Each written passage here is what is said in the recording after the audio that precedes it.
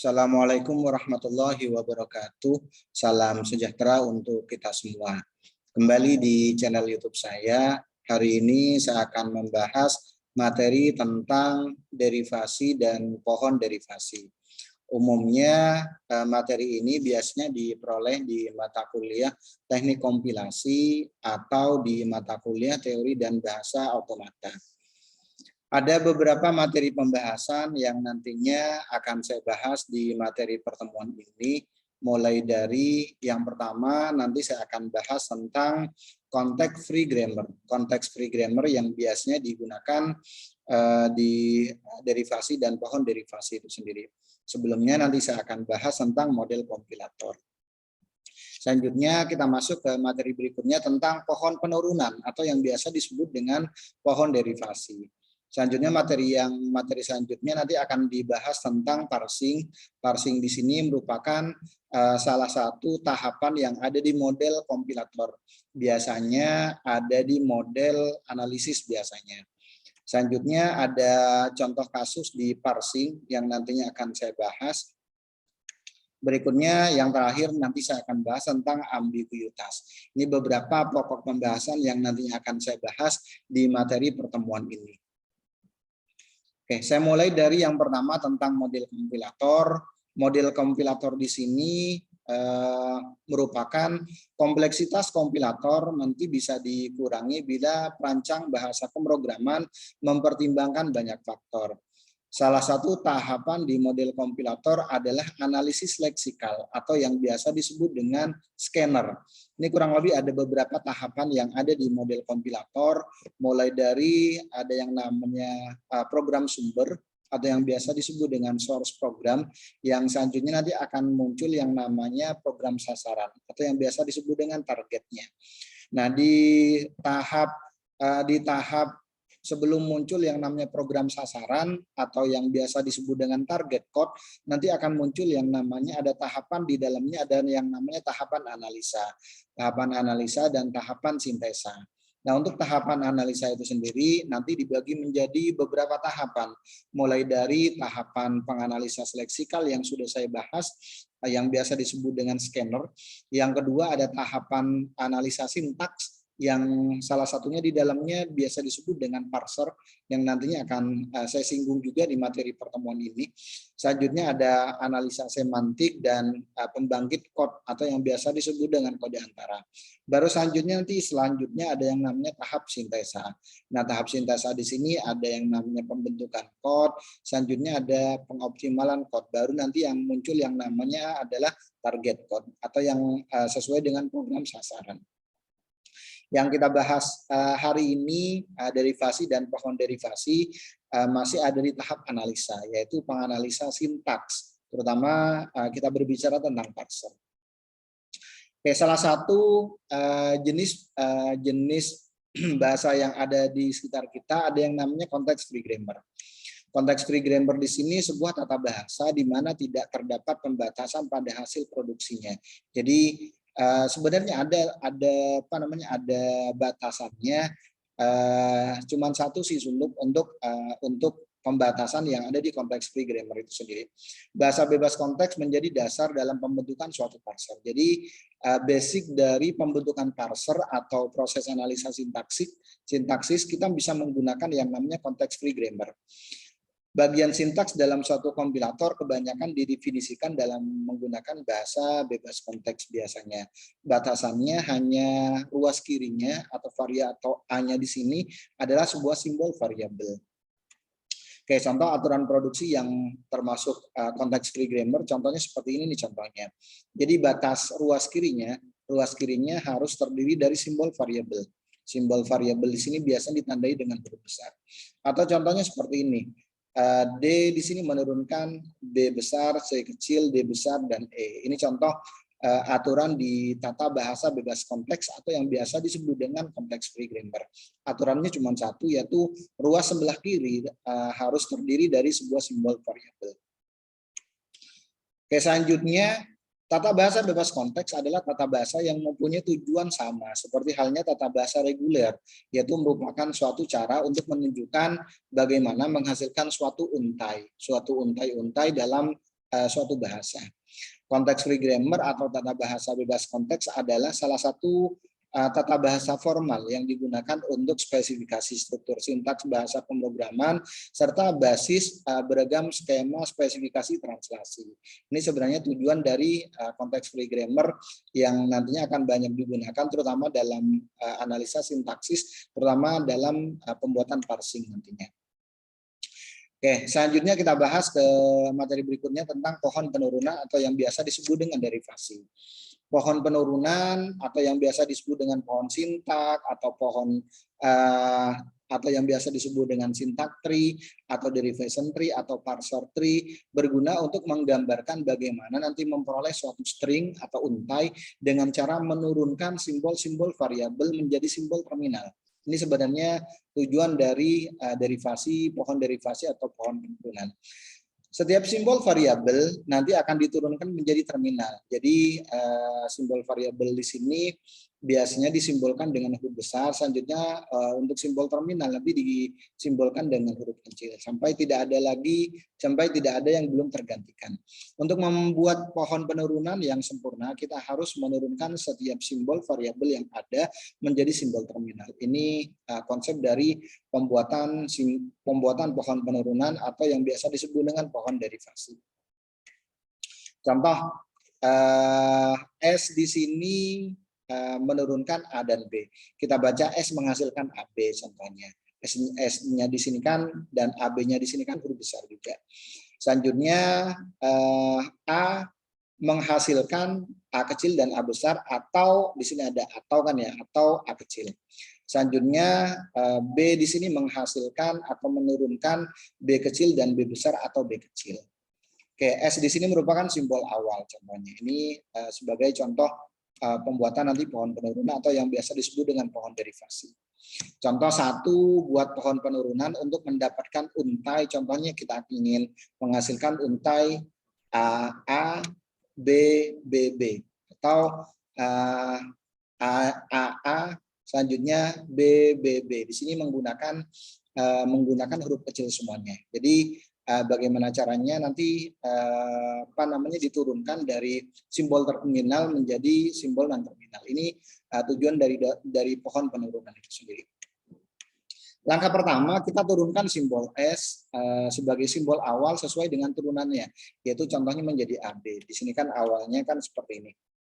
Nah di sini untuk S di sini akan menghasilkan AB. Jadi kita mulai dari yang pertama contohnya S di sini akan menurunkan atau menghasilkan AB. Jadi kurang lebih seperti ini. Selanjutnya langkah yang kedua kita harus mencari dua simbol terminal yaitu AA. Terminal simbol A, terminal A. Untuk mencarinya variabel A harus kita turunkan karena variabel A di sini memiliki dua turunan yaitu A kecil dan A besar dan atau A, maka kita harus memilih turunan A kecil dan A besar supaya kita dapat mencari simbol terminal A kedua. Nanti bisa kita buat contohnya seperti ini untuk penurunannya contohnya.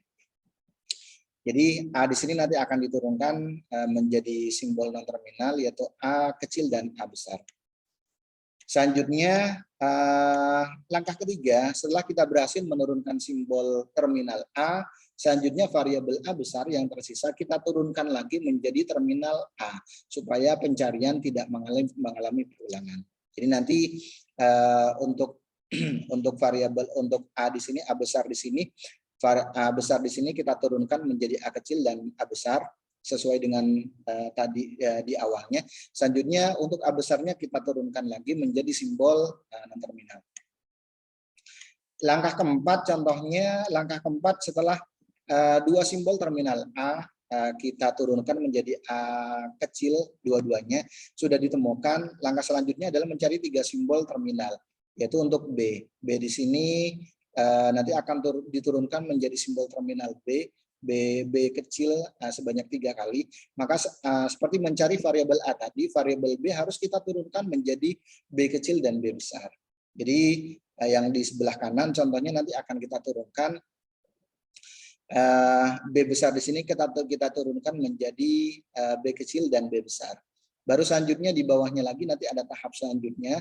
Tahap kelima contohnya, tahap kelima karena masih tersisa 2 simbol terminal B yang harus kita cari, maka variabel B harus kita turunkan kembali menjadi B kecil dan B besar. Oke, contohnya seperti ini, kita turunkan B besar di sini kita turunkan menjadi B kecil dan kita turunkan menjadi B besar. Selanjutnya tahap 6. Tahap terakhir setelah 2 simbol terminal B kita temukan, maka langkah terakhir adalah menurunkan variabel B besar menjadi terminal B. B besar di sini kan disebut dengan simbol non terminal kan ya.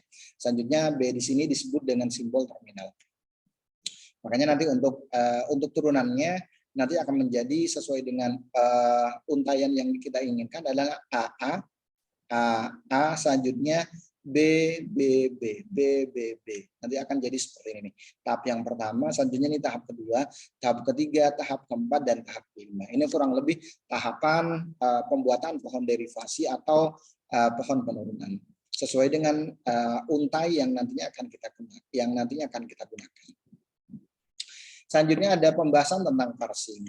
Parsing itu apa? Sebuah pohon atau tree, suatu graph terhubung tidak sirkuler yang memiliki suatu simpul atau yang biasa nanti disebut dengan node atau vertex yang disebut dengan akar, dan dari situ memiliki lintasan ke setiap simpul. Context free grammar menjadi dasar dalam pembentukan suatu parser atau proses analisis sintaksis.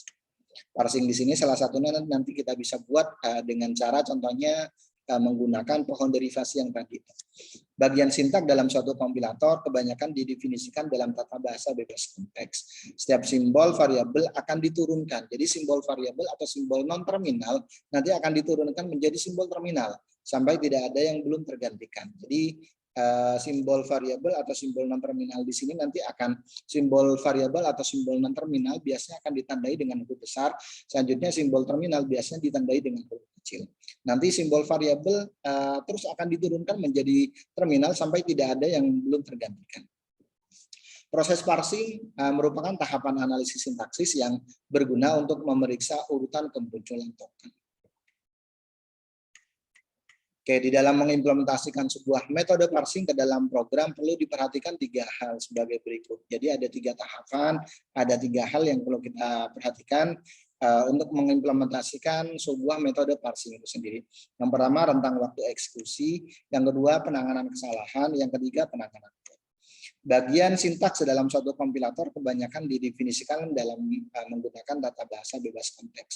Ciri-cirinya tata bahasa bebas konteks biasanya hanya dicirikan ruas sebelah kiri, biasanya disimbolkan dengan simbol variabel atau simbol non terminal.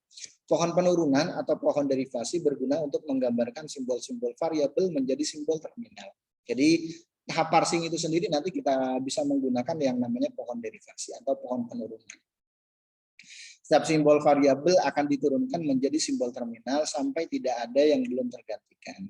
Oke, ini contohnya, contoh terdapat context free grammar dengan aturan produksi sebagai berikut dengan simbol awalnya S. S di sini contohnya menurunkan A, B. Selanjutnya A di sini menurunkan A kecil dan A besar atau menurunkan A. Selanjutnya B besar di sini menurunkan B kecil dan B atau menurunkan B. Maka jika kita ingin mencari gambar penurunan dengan untai A, B, B, B, hasilnya adalah sebagai berikut. Seperti yang tadi sudah dibahas. Jadi tahap yang pertama kita turunkan sesuai dengan ini. S di sini kita turunkan A dan B besar. Selanjutnya A di sini, A besar di sini kita buat sesuai dengan untai yang ini nih. A besar di sini akan menghasilkan A kecil dan A besar atau A. Selanjutnya A di sini kita turunkan lagi. Jadi untai yang nanti akan dihasilkan adalah double A kecil. Simbol terminal ya, simbol terminal yaitu AA. Selanjutnya untuk B-nya kita turunkan menjadi B kecil dan B besar sesuai dengan ini. Atau kita langsung turunkan menjadi B. Karena di sini akan menghasilkan 3 untai B kecil, makanya kita harus turunkan kembali. B besar akan menghasilkan B kecil dan B besar sesuai dengan ini, sesuai dengan aturan produksinya. Selanjutnya karena untai di sini B-nya menghasilkan 3, kita turunkan lagi, kita turunkan kembali B besar di sini akan menurunkan B kecil dan B besar. Selanjutnya baru yang terakhir kita turunkan B besar di sini menjadi B kecil atau dari simbol variabel kita turunkan menjadi simbol terminal, atau dari simbol non terminal kita turunkan menjadi simbol non terminal, sehingga akan terbentuk untai seperti ini. Oke, proses penurunan atau parsing bisa dilakukan dengan cara sebagai berikut. Bisa menggunakan dua cara, bisa menggunakan penurunan terkiri atau leftmost derivation, simbol variabel terkiri yang diperluas terlebih dahulu. Atau yang kedua, penurunan terkanan. Simbol variabel terkanan yang sebelah kanan diperluas terlebih dahulu. Kita bisa menggunakan dua cara ini. Bisa menggunakan penurunan terkiri atau penurunan terkanan. Misalkan tata bahasa sebagai berikut, contohnya seperti yang tadi sebenarnya. S besar di sini, S di sini menghasilkan A kecil, A besar, dan S contohnya, atau menghasilkan A, S di sini menghasilkan A kecil, A besar, dan S, atau S menghasilkan A kecil. Selanjutnya A besar menghasilkan S besar, B kecil, A besar, atau menghasilkan BA. Oke. Untuk memperoleh untai AA, BB, AA dari tata bahasa di atas dilakukan dengan cara, contohnya kalau kita menggunakan penurunan terkini dengan menggunakan aturan tadi, kita bisa menggunakan cara seperti ini. S di sini menghasilkan A kecil, A besar, dan S selanjutnya nanti akan menurunkan A kecil, S besar, B kecil, A besar, dan S. Jadi yang sebelah kiri nanti kita turunkan sampai nanti menghasilkan AA, BB, AA seperti ini nih contohnya. Jadi yang kita ambil yang paling terakhir nanti. Selanjutnya kalau yang terkanan berarti kita proses di sebelah kanannya terlebih dahulu. Kita proses di sebelah kanan sampai nanti menghasilkan untai AA, BB, AA. Ini yang nantinya bisa kita lakukan. Jadi kita bisa fokus ke yang sebelah kiri atau nanti kita bisa fokus ke yang sebelah kanan. Selanjutnya kadang-kadang di pohon derivasi ada yang namanya ambiguitas. Ambiguitas di sini atau yang biasa disebut dengan kedua artian terjadi bila terdapat lebih dari satu pohon penurunan yang berbeda untuk memperoleh satu untai. Jadi ada beberapa cara, contohnya terdapat lebih dari satu pohon penurunan yang berbeda untuk memperoleh satu untai. Oke, misalkan terdapat tata bahasa bebas konteks, contohnya S menghasilkan A besar atau menghasilkan B. A di sini menghasilkan atau menurunkan A kecil. B menurunkan A kecil. Untuk memperoleh untai A bisa terdapat dua cara penurunan. Contohnya kita turunkan dari S di sini kita turunkan menjadi A besar, selanjutnya kita turunkan menjadi A. Atau dari S di sini kita turunkan contohnya menjadi B, selanjutnya kita turunkan menjadi A. Kadang-kadang di pohon derivasi ada yang namanya ambiguitas atau yang biasa disebut dengan kedua artian. Oke, ini kurang lebih pembahasan di materi pertemuan ini. Mohon maaf kalau ada kata-kata yang kurang berkenan. Saya akhiri. Assalamualaikum warahmatullahi wabarakatuh dan salam sehat untuk kita semua.